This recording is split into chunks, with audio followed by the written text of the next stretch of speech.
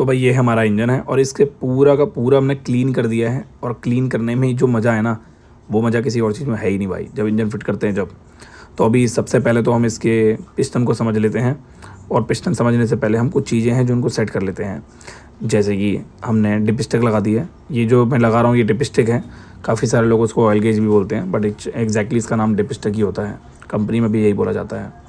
अब गाड़ी के इंजन को थोड़ा सा साइड करते हैं और अपने इस पैटर्न को फॉलो करते हैं, जो भी हमारे इंजन को पैटर्न। आज इस वीडियो में आपको पूरी कंप्लीट डिटेल मिल जाएगी, जैसे कि सिलेंडर कैसे फिट किया जाता है, जो मतलब ब्लॉक किट होता है, मैग्नेट कैसे फिट किया जाता है, वॉल्व का जो हेड होता है वो कैसे फिट किया जाता है, ये सब चीज़ें।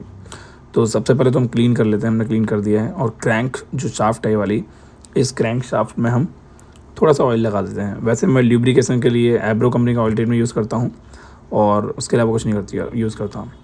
अभी हम यहाँ पे पिस्टन लगा देते हैं। आप सभी के मन में आ रहा होगा मैंने रिंग कैसे लगाई है, मैं डीप डिटेल में समझाऊंगा। पहले पिस्टन लगाना समझ लेते हैं।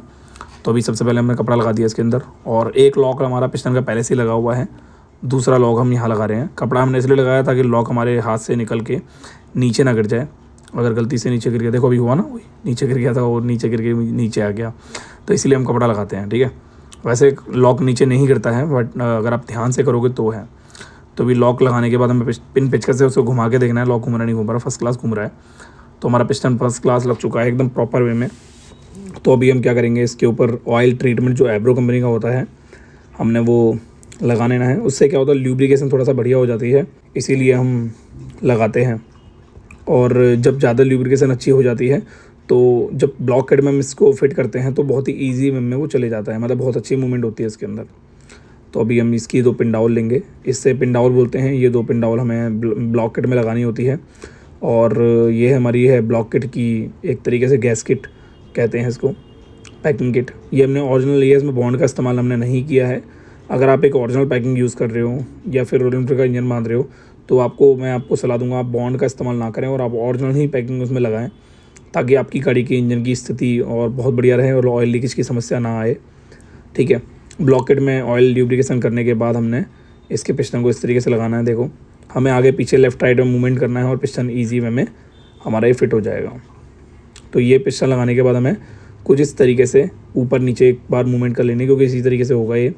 और हमें चेक कर लेना है हमारा पिस्टन अच्छे से मूव कर रहा है नहीं कर रहा, क्योंकि कभी कभी क्या होता है हमारी जो रिंग होती है वो हल्की सी आउट हो जाती हैं, जिसकी वजह से हमारा पिस्टन मूव अच्छे से नहीं कर पाता है, तो ये भी गलत है। तो ये गाइड हम लगा लेते हैं और गाइड लगा के हम इसके अंदर एक बोल्ट लगा लेते हैं, जो कि 5 नंबर लंकी वाला बोल्ट होता है।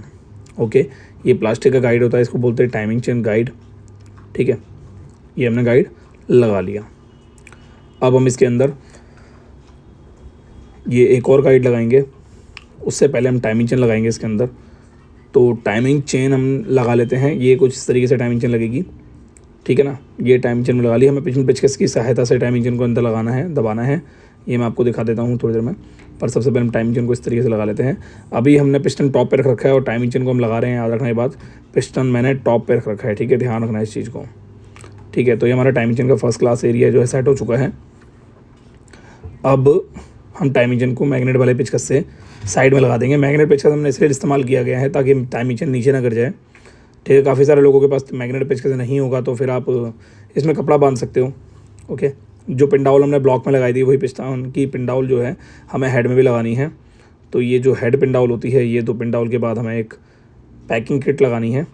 मैं आपसे क्वेश्चन पूछना चाहूँगा, इसमें लोहे की पैकिंग दे रखी है, ये जो आप देख रहे हो ना सामने, ये लोहे की है और इसके नीचे गत्ते की पैकिंग थी। तो यहाँ पर लोहे की पैकिंग क्यों दी गई है, एक बार कमेंट करके जरूर बताना। अगर आपने सही आंसर दिया तो मुझे बड़ी खुशी होगी कि हाँ यार आप काफ़ी कुछ सीख रहे हो मेरी वीडियो से। ठीक है, मैंने वीडियो में बताया हुआ है। अब ये हमारा हेड है, इस तरीके से फिट करना है इसको। बहुत ही सिंपल है, बहुत ही ज़्यादा ईजी है। तो इसको फिट करते हैं सबसे पहले, और इसको फिट करने से पहले मैं आपको पिस्टन की रिंग का बता देता हूँ सबसे पहले। तो फटाफट से रिंग का जान लेते हैं। तो दोस्तों रिंग के बारे में बहुत सिंपल सा स्टेप है, 1 मिनट में आपको समझ में आ जाएगा। ये जो हंटर गाड़ी है, इस हंटर में जिस तरीके से रिंग फिट की गई है वो बहुत ही सिंपल पैटर्न है। जैसे अपाचे में, बजाज की पल्सर में, यामा की गाड़ी, होंडा की गाड़ी में, ठीक है, मतलब जितनी भी गाड़ियां होती है इन सभी गाड़ियों के अंदर जिस तरीके से रिंग फिट की जाती है, मैं उसी सेम पैटर्न को इसी में फॉलो किया है मैंने, और यकीनन इसमें कोई दिक्कत नहीं आई और अभी भी मस्त चल रही है गाड़ी। ठीक है, और ये एक पिस्टन है, इस पिस्टन में कुछ रिंग लगी है मैं आपको इस तरीके से समझा देता हूँ ताकि आपके अच्छे से दिमाग में बैठ जाए।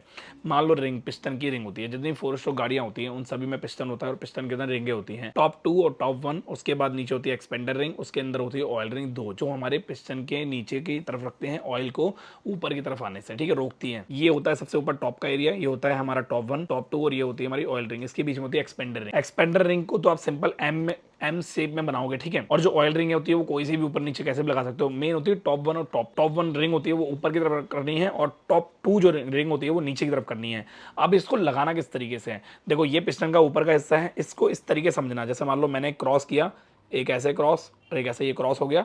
अब हमारी एक रिंग जो आएगी टॉप 1 यहाँ आएगी और दूसरी जो क्रॉस लाइन होगी वो यहाँ आएगी, यानी टॉप 2 यहाँ आएगी। उसके बाद ऑयल रिंग यहाँ आएगी और दूसरी ऑयल रिंग यहाँ आएगी, ठीक है। क्रॉस का मतलब ऐसे क्रॉस ऐसे, यानी कि इसके 4 भाग निकल गए, 2 ऊपर 2 नीचे। तो 2 जो ऊपर निकले वो टॉप 1 टॉप 2 और 2 जो नीचे निकले वो ऑयल रिंग के हो गए, ठीक है ना। तो इस तरीके से आपको रखना है। बाकी एक्सपेंडर रिंग का जो एम वाला हिस्सा होगा वो आपको दोनों क्रॉस के किसी भी हिस्से के बीच में रख देना है, यानी कि ऐसे करके इसके बीच में रख दो या फिर यहाँ रख दो। इस तरीके से पिस्टन की रिंग मैंने लगाई है और अधिकतम गाड़ियों में इसी तरीके से मैं लगाता हूं। तो वीडियो में आगे बढ़ते हैं। तो ये जो टाइमिंग चेन है मैग्नेट पेचकस की मदद से हमने साइड में कर दी है और ये हेड पूरा कंप्लीटली फिट हो चुका है।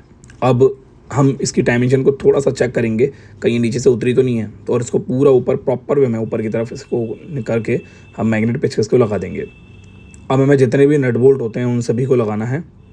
तो नट बोल्ट तो वैसे इसमें नहीं होते, इसमें स्ट्रेट होते हैं, जैसे कि इस वक्त आप देख रहे हो 4 स्ट्रेट है। 4 स्ट्रेट के अंदर 4 वार्सर हैं, तो उनका सबको ध्यान देना है आपको, ठीक है। तो ये 4 स्ट्रेट हमने लगा दिए हैं। ये बड़े बड़े स्ट्रेट होते हैं 12 नंबर के, तो ये फटाफट से हमें टाइट करने हैं। टाइट करने से पहले मैं आपको बता देता हूँ, इसको जो स्ट्रेट को आप टाइट करोगे तो क्रॉस बाय क्रॉस आपको टाइट करना है। और जब 4 स्ट्रेट टाइट हो जाएंगे तो एंड ऑफ द मूवमेंट आपको 2 स्ट्रेट जो टाइमिंग चेन के बगल में लगे हैं छोटे छोटे, वो आपको टाइट करने हैं। जब 4 स्ट्रेट टाइट कर लोगे तो उसके बाद ये आपको वासर लगानी है यहाँ पर। ये जो वासर है कट वासर है, ये ज़्यादातर अपाचे गाड़ी में भी देखने को मिलती है, बट उसकी थोड़ी बड़ी होती है और इसकी थोड़ी छोटी है। तो ये केम शाफ्ट के लिए दे रखी होती है ताकि केम शाफ्ट का मूवमेंट आगे पीछे ना हो, ठीक है, इसीलिए दे रखी है।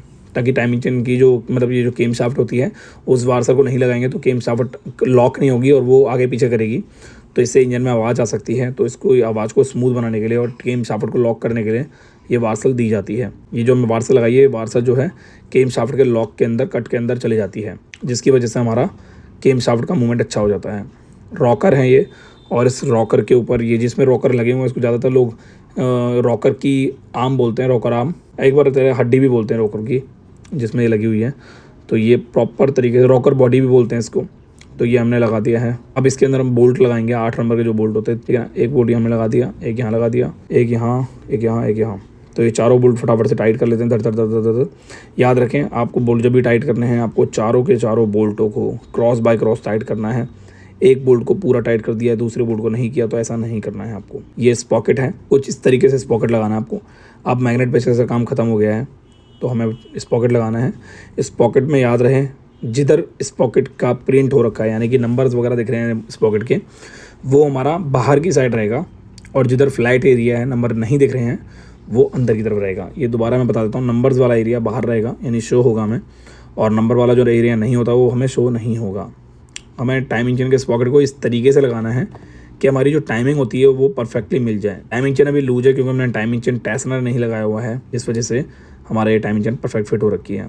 तो अभी हम क्या करेंगे, टाइमिंग चेन की जो स्पॉकेट है इसके अंदर हमें केम शाफ्ट के बोल्ट को लगाना है, हल्के हाथ से टाइट करना है। ध्यान से देखना, इसमें टोटल 3 बोल्ट होते हैं। किस तरीके से मैं टाइट करता हूँ ये आपको समझना है। अगर आपने एक भी बोल्ट अलग तरीके से टाइट कर दिया तो तीनों बोल्टों की टाइमिंग आउट हो जाएगी और आपके ये बोल्ट टाइट नहीं हो पाएंगे। तो ये आपको ध्यान देना है, बिल्कुल सेंटर में आपको ये सब चीज़ें करनी है और तीनों बोल्टों को टाइट नहीं करना है, सिर्फ और सिर्फ उसको फंसाना है ताकि वो बाद में दिक्कत ना करें। अभी लास्ट बोल्ट है, इसको टाइट कर लेते हैं 8 नंबर का। हम इसे पूरा प्रॉपर टाइट नहीं करेंगे, हम सिर्फ इसे फंसाएंगे ताकि हमारा पॉकेट बाहर ना निकले। तो अभी हमारा पॉकेट जो है पूरा प्रॉपर टाइट हो चुका है। बोल्ट हमने टाइट नहीं किए हैं, बोल्ट हम टाइट करेंगे बाद में। अभी हम इसको घुमा के देखते हैं, इसकी टाइमिंग चेन के पॉकेट को देखते हैं प्रॉपर वे में वर्क कर रहा है नहीं कर रहा। तो अभी मैंने टाइमिंग मिला दी है इसकी। हम पिस्टन को टॉप पे देखेंगे, पेचकस की मदद से हमारी टाइमिंग मिली हुई है। अब हम इसके पिस्टन के टॉप पे चेक कर चुके हैं, टाइमिंग बिल्कुल परफेक्टली मिली हुई है। तो हम क्या करेंगे, मैग्नेट वाले एरिया को फिट करेंगे। ये वाला एरिया हम होल्ड कर देंगे। आपको बताता हूँ क्यों होल्ड करते हैं, इसका रीज़न है क्योंकि हम मैग्नेट वाले ओरिए को फिट करके इसकी मदद से बोल्ट टाइट कर देंगे। सबसे पहले हमने पिन लगाई है और पिन लगाने के बाद हम इस गरारी को लगाएंगे। इस गरारी का काम क्या होता है बता देता हूँ मैं। जब हम सेल्फ मारते हैं गाड़ी में तो ये गरारी हमारे मैग्नेट के वन वे गियर को घुमाती है इस गरारी की सपोर्ट से।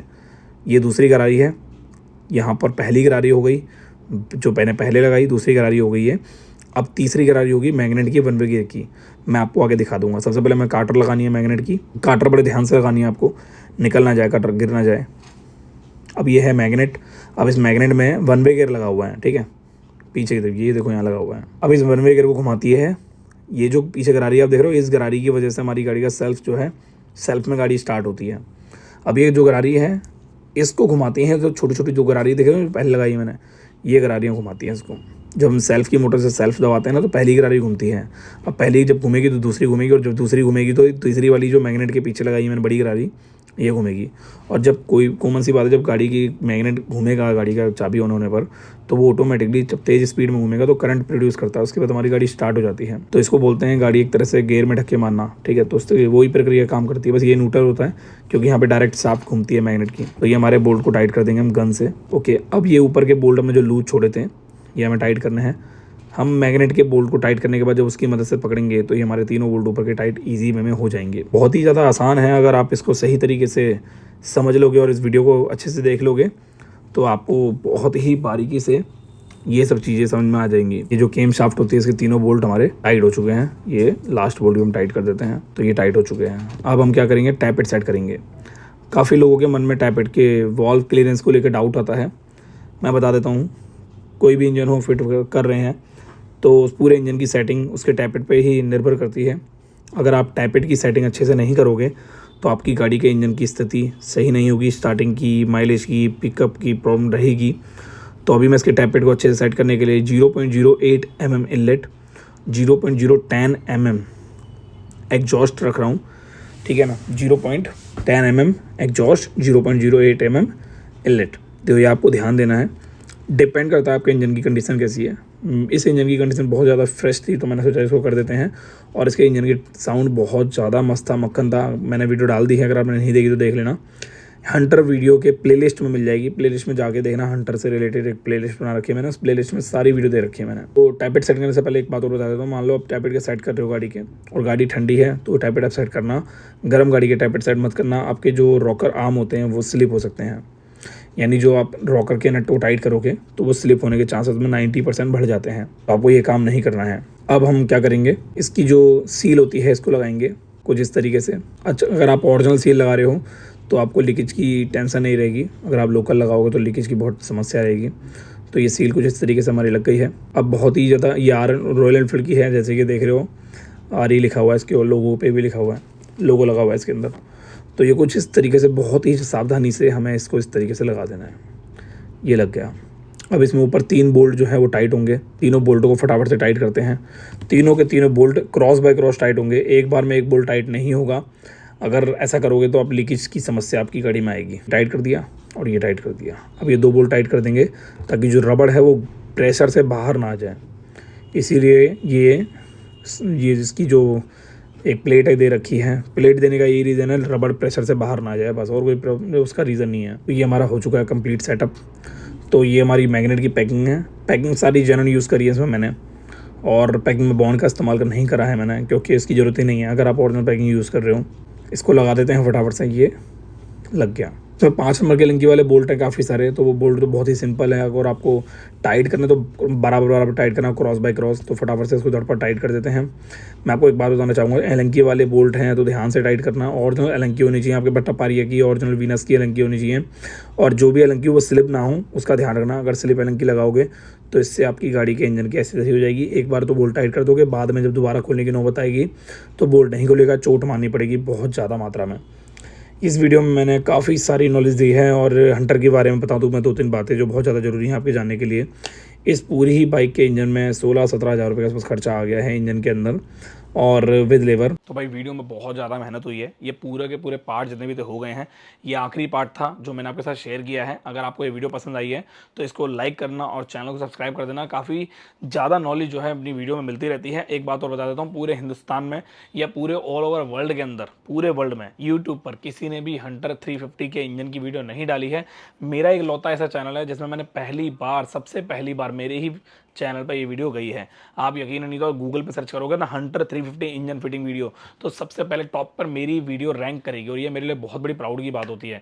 तो मैं आपके प्यार और भरोसे की वजह से ये सब चीज़ें चल रही हैं। आगे भी वीडियो आती रहेंगी। अगर आप सपोर्ट करोगे, चैनल को लाइक करोगे, चैनल सब्सक्राइब करोगे और वीडियो को शेयर करोगे तो भी ऐसी नॉलेज मिलती रहेगी। मेरी वर्कशॉप का एड्रेस मेरी डिस्क्रिप्शन बॉक्स में मिलता है हर किसी वीडियो के, और ट्यूसडे को मेरी वर्कशॉप रहती है बंद। तो मैं मिलता हूँ आपसे नेक्स्ट टाइम नेक्स्ट वीडियो में। Thank you so much, bye bye, take care.